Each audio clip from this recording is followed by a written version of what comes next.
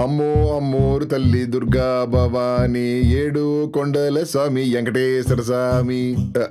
Sorry, lyrics అక్కడి వరకే రాశాను.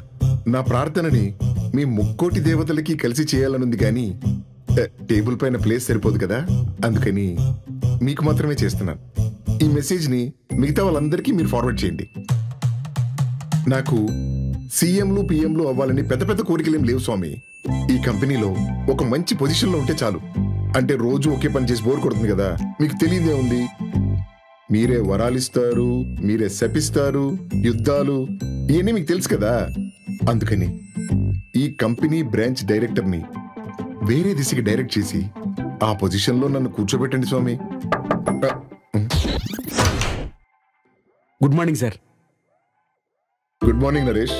ఏంటి వాళ్ళ ఆఫీస్కి తొందరగా వచ్చు? పరమేశ్ సార్. సరేండి, నిన్న మీరు చెప్పిన ట్రైన్ ఎగ్జాంపుల్ మంచి మోటివేషన్ ఇచ్చింది సార్.